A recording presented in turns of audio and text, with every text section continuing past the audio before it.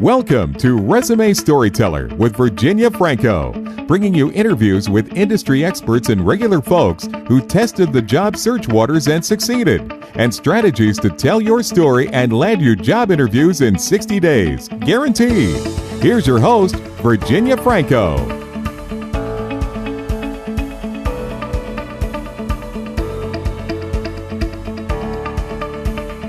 Hey folks, I am delighted to introduce my next guest. I have Peter Lee with me, or Pete Lee. He is a commercial analytics manager, and his career to date includes serving as an officer in the Marine Corps and roles as a senior consultant with Booz Allen, a startup co-founder, and he was also a marketing manager for a global leader in the energy industry. In early 2018, he made the decision to relocate from Ohio to Florida and embarked on a job hunt. Within a few months, he landed a role as a strategy and analytics manager with an automotive marketing company. And then 6 months later, he was hired as a commercial analytics manager with Johnson & Johnson Vision, who debuted the world's first disposable contact lens, which I just looked up. So, Pete, thank you so much for joining us. I appreciate it. Oh, yeah, my pleasure. Thanks for having me. So you heard me just give a quick overview of what I remember about you from having when you and I worked together, but I would love to hear from you, just a brief overview of your career history. Yeah, well, you had the high points there. One thing to note, it's kind of been all over the place, especially industry-wise. Just kind of been bouncing around and a little bit, but strategically, nonetheless, to really find somewhere where I want to be for the long term. That's ultimately what I've been looking for.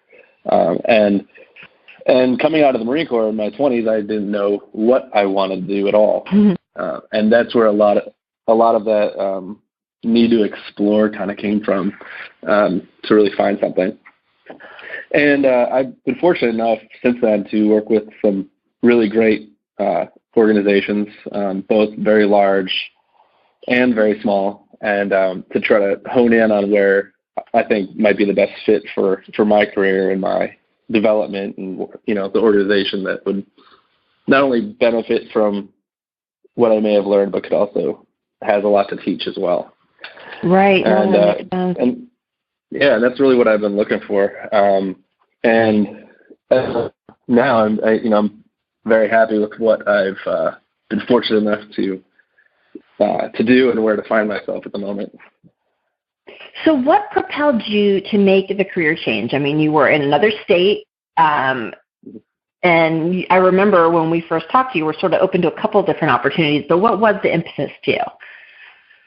Well, yeah, the geographic move was really for two reasons. One, family, to be closer to my wife and I had a child and realized we didn't want to be a flight away from everybody. We'd rather be at least some kind of driving distance. And luckily for us, the middle of all of our families is essentially Jacksonville, Florida. So not only do we get to come back down south where my wife is from and where I've spent considerable time trying to avoid the winters I grew up in Chicago, but it's also a great city, economically speaking. There's been growth and there's been some movement here, and there are some large firms. And so when we first moved down here, I didn't really know what I was going to do. My wife works from home at the time, and so she was able to continue working while I spent a little time finding what was right for me. I enjoyed the previous position I was at, but did not work geographically with that. Wanted to move. So, yeah, and that's really what drove the move. And then finding what I wanted to do. A lot of it was helpful with working with you on the resume, because that's been how to write it all down. Because the hard part is getting the interview. Once you get the interview, well, at least in my opinion, it's a little easier. Well, what made you decide to go in the direction career-wise that you did? Yeah. Many years ago, well, many for me, relatively speaking, back in 2011-12, when I was coming out of the Marine Corps, second time, I kind of looked around and was just curious as to what could I learn to really give me something that I can go out and market myself with, and as opposed to, trying to say, I'm a smart guy, I can work, and I'm friendly, can I have a job? And at the time, I just looked around, and it was right when the advent, I guess, of the phrases and the popularity of big data was coming around. Not that it's anything that's really new. It's all existed. It's just been very siloed off from the everyday parts of organizations. And fortunately for me, where I was living at the time, Denver, there was a degree program, and start down my path of analytics and data and strategy. And so coming out of school, I hired as a research manager, and I was able to both use my quantitative and qualitative skills to study the market, study customers, study industries. But then at the time of our geographic move, I figured another shift, simply because I had nothing, so it's nothing that to lose. moment where nothing to lose. And I knew I wanted to spend a lot of time really getting hard in with the numbers and the raw data and things like that. And I remember. Yeah. And I didn't know exactly where to do that or where to find that. And I think that's kind of what came down to key of how to position myself via my resume with my skills and everything. It was, how do you really convey the fact that, yes, I've had all these breadths of experiences, not necessarily 10 years at each of them, but there are a few hard skills that I've learned through there. And so I really wanted to spend time getting really into news and understanding consumers from the quantitative side, and a little less so from the qual. Well, and I remember when I interviewed you, that you had, on paper, your titles sort of looked very, very diverse, but skill sets were very common. And then it was just a matter of targeting the role and figuring out, and then writing your story to align with that. Tell me about the steps that you made to in your job hunt and to make the change that you did. One, research. I'm inclined to do research just by I've done in the past and what I've done. But it really came down to trying to learn as much as you can about, a particular segment or particular industry, in not necessarily just because you need to learn it, because you're not going to learn it until you actually it, but to understand how one's experiences can relate. Because when you're making, well, at least I've found, when making distinct industry shifts, it's all about that relating. It's what have you done that's completely different than you're going to hope to do, but yet what's the part that connects it all together. And so where did you go for that research? Yeah. Where did you just go to the web and just read? Did you talk to people? Yeah, all of them. It's a mixture of going online. It's something as simple as a search engine, what is, and then following with whatever you're wondering about, to reaching out to folks that,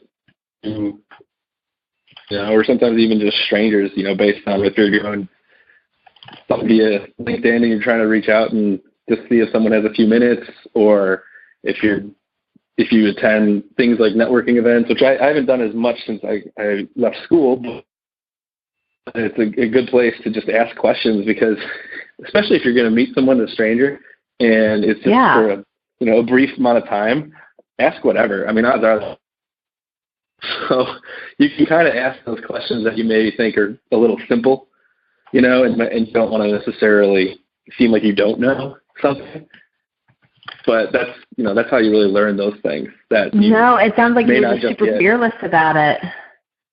Yeah, it's just curiosity. In my opinion, it's curiosity and just doing it, and just moving beyond the idea that you can't make a move because you don't know something specific enough. It's just about going out and figuring out enough that you can then relate to it and tie it back to what you've done and what you potentially want to do in the future.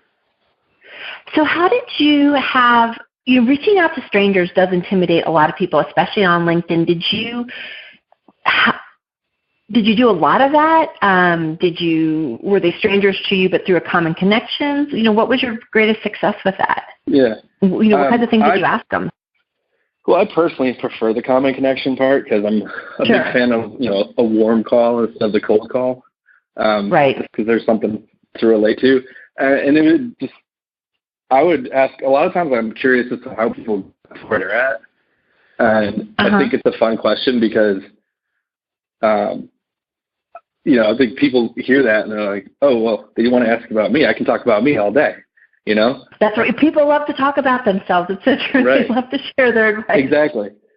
So if you can get someone to explain to you their experiences and their advice, and it teases itself out through just their stories, right? So it's about hearing other people's stories about how they got to where they're at, to then understand maybe there's something in common, and maybe they also came from something way out in left field to where they're at now.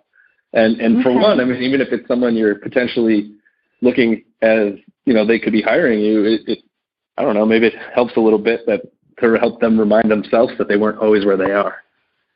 That's interesting. So you did a lot of research. You reached out to people. What were other steps that you made to ultimately land that successful first job in Jacksonville? It was help with my resume. I don't know. I think we all do it, right? We all have issues, not issues, but challenges figuring out how exactly we want to present ourselves. Right. These days are branding yourself. Yeah. So getting outside view and help of someone, of essentially doing that process that we just spoke of in reverse, explaining yourself to someone else who is then looking at you from an outside perspective, tying things together, figuring out what that consistent storyline is. And that helped me out a lot, not only with just the mechanics of writing a resume or writing a LinkedIn profile, but in being able to verbalize once interviews began, how to verbalize better than just what I had been doing in the past. You're right. So it sounds like you did research, those conversations you had with people, how did they end up leading to interviews? Some would, some wouldn't. Most don't, Okay. Fair enough. Yeah.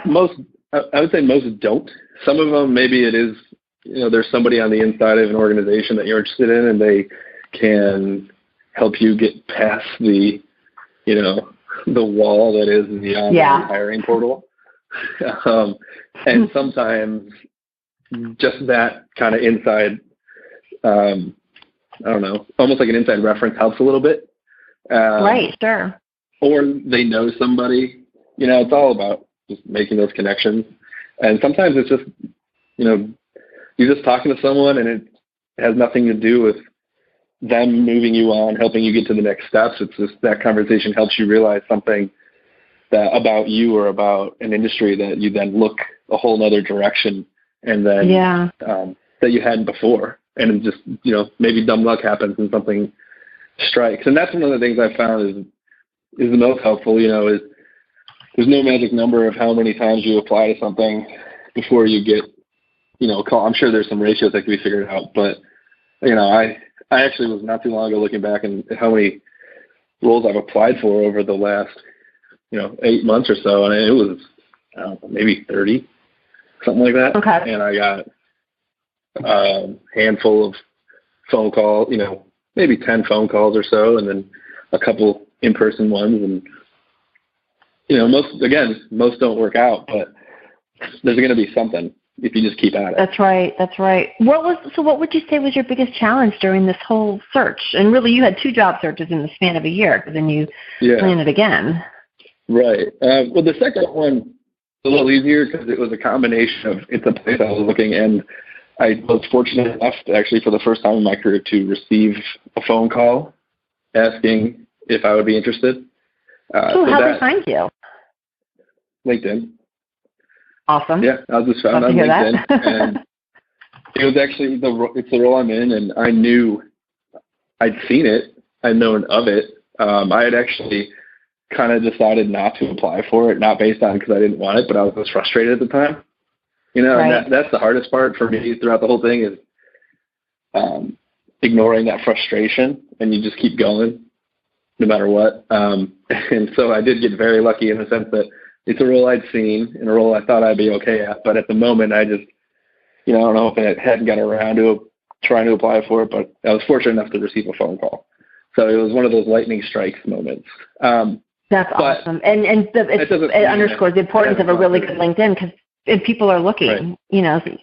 And you could have applied and not heard back. But when someone finds you out there, then you're at the top of the list. Mm-hmm. And that's what when I got the phone call the first time, I asked, how'd you find me? And they said, we saw you on LinkedIn. It looks like, based on everything you've done, you could be a perfect fit for this. Now we see what you've done. Now I just want to get to know you. So it was definitely a situation that having my LinkedIn up to date and, relevant beyond just I did this from this to this and this from this to this date, that it right. Get past all that, which is interesting. Something I had not been a full believer in it in the past. I've seen it. Like I've seen my wife. She had gotten a job based on what her LinkedIn profile said, and I knew a few other people that did it, but it just hadn't happened for me. And so I was kind of like, the magic okay, happened. I guess I'll just do it because that's the thing to do, right? And then it actually worked out one time, and it worked out with the place that I wanted to go and a role that is definitely a step forward for me. So what does your job search look like sort of on a daily, weekly basis? Because like you said, it's a frustrating process. It can be discouraging. Mm-hmm. Well, I was fortunate enough to learn a lot about job search process, the mechanics of things, through school. But, when it actually comes out to it, nothing's as we learn it in the book, right? You got to figure out how you do best and how things are going in the real world. And so for me, it was, one, keeping track of everything,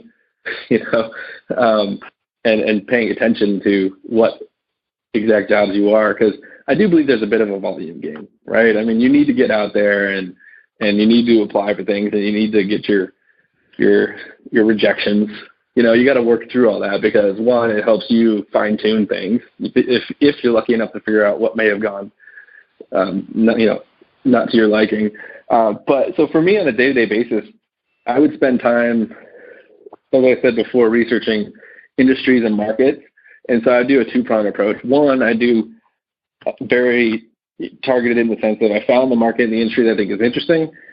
Okay, well, am I moving or am I not moving? Well, at this point, I wasn't moving. We had already moved down here, right? So it really, at that point, was, okay, here are those major players in my, local economy who are in this space.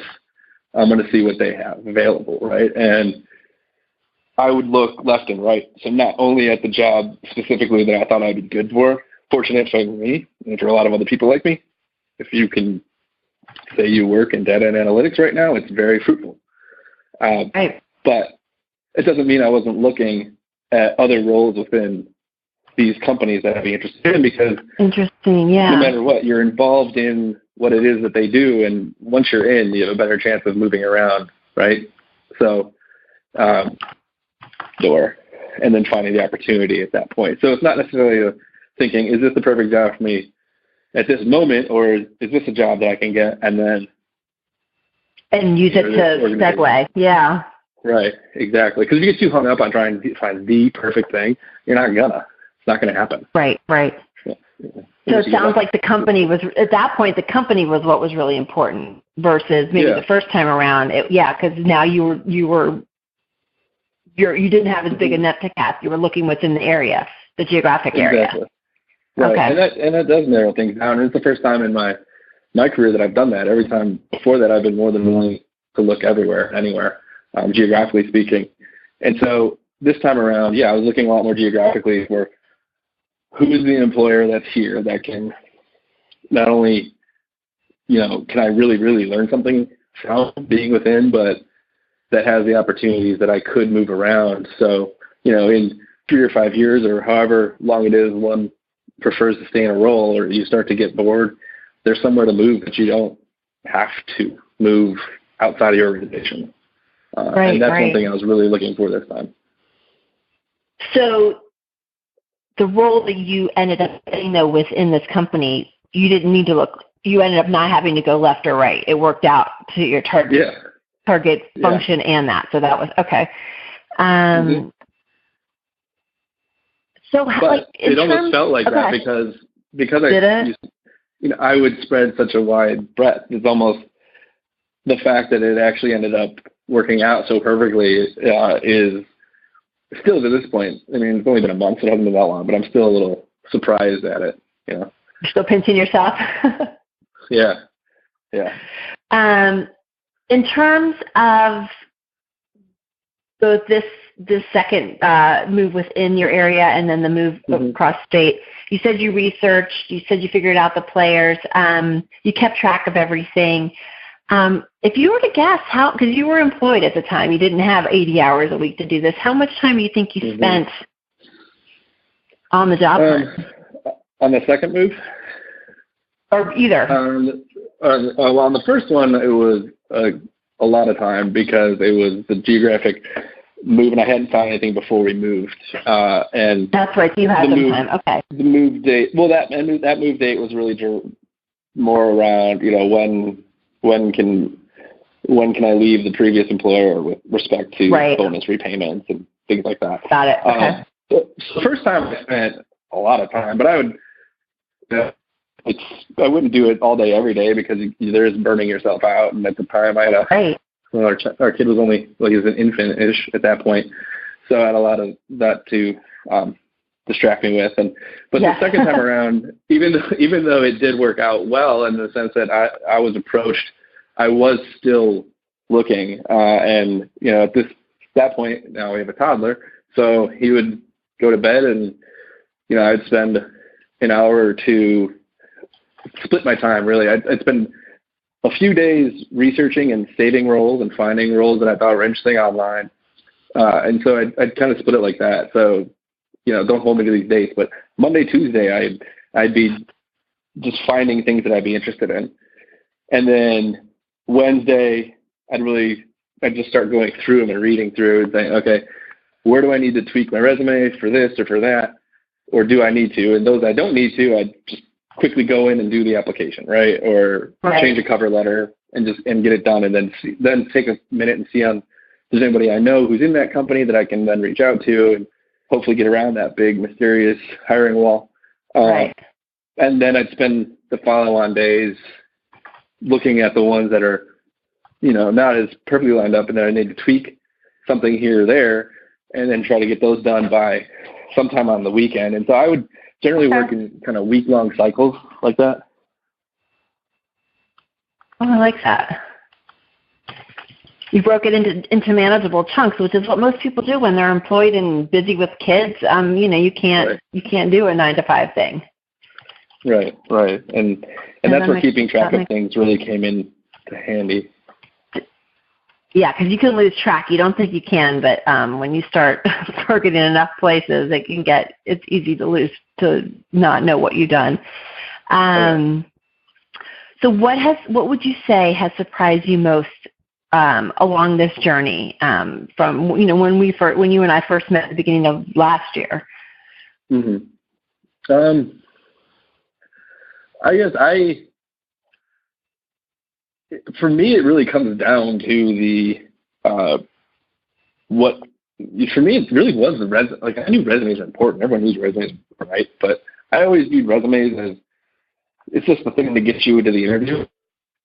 And there you let which it is. That's true. Yeah.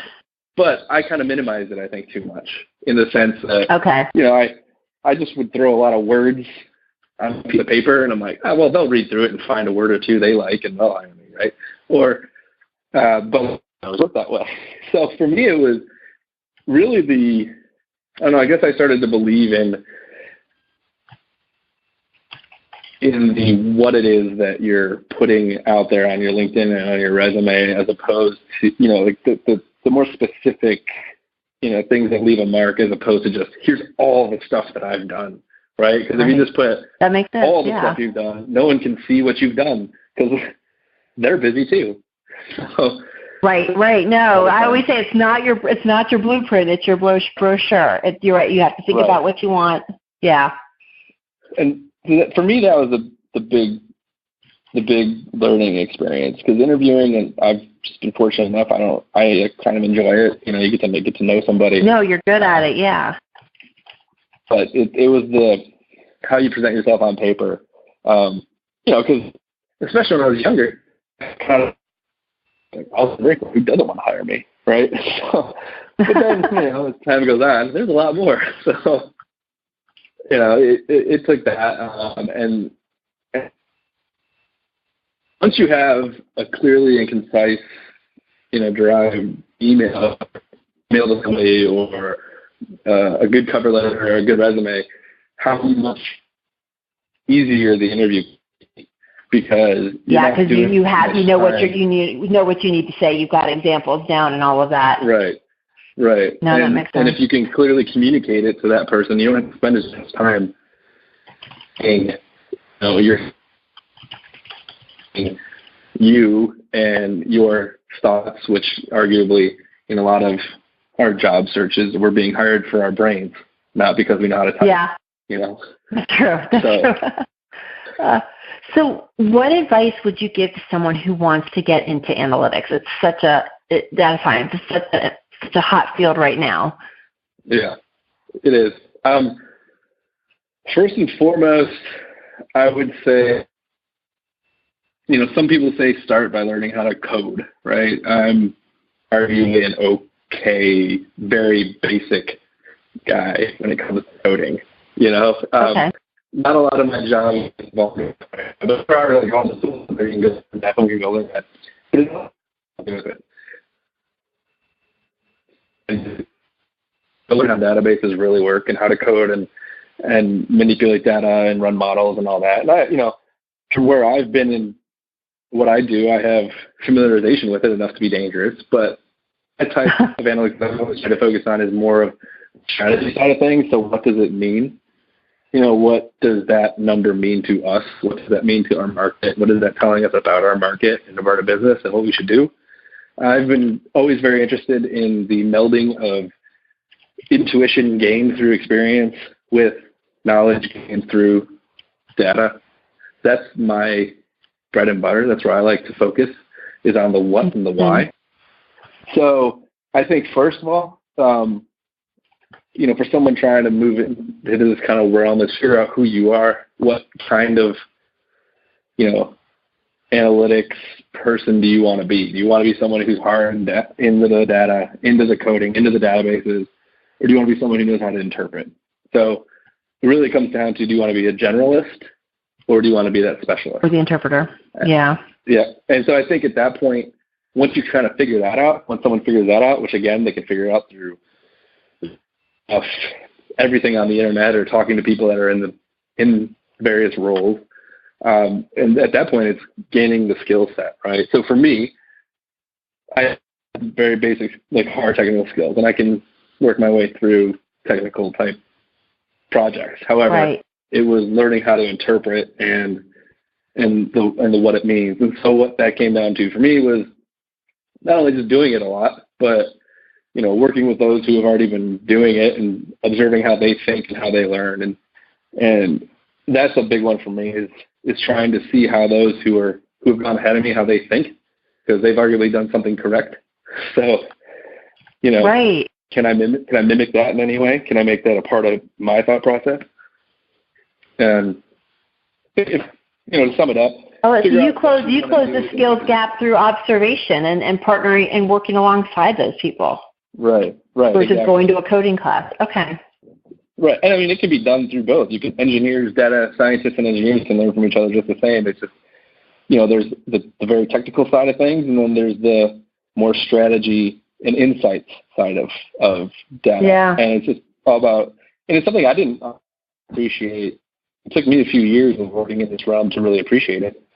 You know, the work I had just before this one was very technical. I was extracting data from raw tables and tons of databases and things like that, whereas my role now someone does that. So I'm the one that needs to go and find what it means to us and how are we. You've done both ends. Interesting.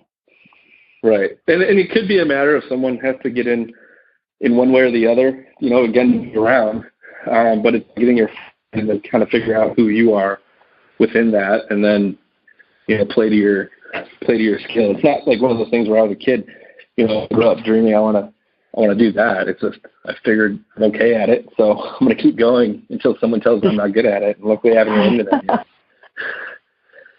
So is that, you might have just answered my next question, which is what advice would you give someone to making a jump to any industry? You've said, work alongside those people who talked about researching and then sort of keep on doing something until someone tells you you're not good at it. But, what would you say to someone saying, I want to make a jump? What keep going until someone tells you no. There you go. Keep going. Yeah. Until someone tells you no, then, just keep doing what you're doing. Because ultimately it'll come through, it's so, I don't know, it's so cliche, but it's just the perseverance, the sticking with it and taking rejection and letting it roll off your sleeve and learning from the rejection as opposed to letting it define you and letting it say, you're not going to be able to make this change, because honestly, it might not be anything against your skills. You don't know what's going on. You might get a no from a company because they've entered a Q4 hiring freeze, which happens all the time. Were you able to get answers to the no's? Because people are always saying how hard it is to get that. It is. Now, the ones where you get the automated email, obviously there's nothing, right? You don't have no idea what's going on. But the ones with the no's, that's always been hard. It's on fewer. There's been less occasions that I do it's been more occasions that I do not get any feedback. Which would all be nice. We all like the feedback, right? So, part of it was if you have a rapport with somebody who is on the inside, or if you've, gotten a rapport with potentially the HR person. I know there's some places where they're not allowed to, but sometimes if you can kind of just be nice and ask. Or just kind of also just take a look at it and think, why wouldn't I hire me for that role? Put yourself in their shoes and think about it as the person who's not thinking, I need a job or I want a new job, thinking about it from their end, who, they need someone for their team. What is it that someone else might be able to provide their team better than you can, and then go try to change that on your end. Yeah, that's a good point. Reflect on the why me? Mm-hmm. Yeah. Totally we all spend time figuring out why we should get the job, but maybe, after you don't, spend a little bit of time on trying to figure out why you didn't. And, if it is in Q4, there's an easy one right there. Oh, they're saving up for the end of the year. They're not hiring anybody right now. And then you're off scot-free. So. Right, which that's funny. I just wrote an article about that that's coming out in a week or two about what happens a lot of times at end of the year job hunts. So what is something that you think might surprise people about you, maybe something you've discovered during this career evolution? I don't know. I don't know. It's probably not surprising. Everyone does it. I hate talking about myself, but. Sorry. Thank you for doing it. I appreciate it. No, I think everyone does. No, that's what I'm saying. I think we all do, and that's part of the hard part about finding a job is promoting yourself, right? It's promoting yourself. And, but I think probably maybe the surprising thing is I'm actually pretty shy. So, it's taken a lot of getting over that. Yeah. Oh yeah. It's taken a lot of that to get over that, to really be able to reach out and do talk to someone you don't know or to present yourself. So how do you, what advice do you have sometimes people aren't shy or they're just huge introverts. What would you say to, how did you I'm on that boundary of introvert convince yourself? Right? So, I don't know, at some point you just figure if you want something to happen, you're going to make it happen. Odds are it's not going to happen to you. Now, granted, yes, in my role right now, partly it happened to me, but I like to think some of the hard work I did before. But you got your, right, you did the legwork. You got your LinkedIn to look aligned with what you were doing. Exactly. Right. You just kind of got to get over it. It's a matter of mind over, I love what you said, that you have nothing to lose. You can reach out to strangers. What are they going to do? They're still, if they don't reach out, if they don't return, they're still strangers. If they don't email you back. Exactly. So, all right. So you're not like you've lost a lifelong friend as a result. Mm-hmm. Right. Exactly. So how long have you been in this latest role? About a month. Going on a month this week. Oh my gosh! So what is next for you? Tell us about what you see for the next little bit. Well, learning how to do this job properly is there. You go. It's a host of things. It's learning a new industry. It's I was once a contact lens wearer back in my younger days when I had LASIK, so it's been a while. So remembering what all that entails. Trying to relate to the consumer again. So it's learning a new business, a new industry, a new way of working, new internal processes and all that, right? So that's my focus for right now. That's what I've been doing, is just absorbing and learning. And then eventually, in the next few months, transition that into action and providing value. And then, in the next few years, it's continuing to grow within this organization, as long as things all work out well, and seeing what else I could, do. I've been in the analytics realm now for a number of years, and there's so much more to a business, even though, yes, data transcends all functions. But, I may be looking to try something different within the organization, a whole new function, just to really challenge myself and get out of my own comfort zone to see what can happen and how I can grow. Oh gosh, well, that's what I'm so impressed with is you've done in the span of not even 2 years, a new state, then a whole new role, and then a pivot to a new industry. So you've sort of shown how to master change at 3 different levels, which so many people want to do. So I thank you so much for coming on and sharing your story, and best of luck with this new role. I don't think I realized that you literally was just a month ago. I thought it had been a little bit. So super exciting for you. Well, thank you. But happy holidays. This podcast will probably come out after the holidays, but I want to wish you happy holidays anyway. Okay. And we will stay in touch. All right, sounds good. Thanks, Pete. You've been listening to Resume Storyteller with Virginia Franco. To learn more about storytelling strategies to catch the eye of today's skim online readers, hiring and decision makers, go to www.virginiafrancoresumes.com.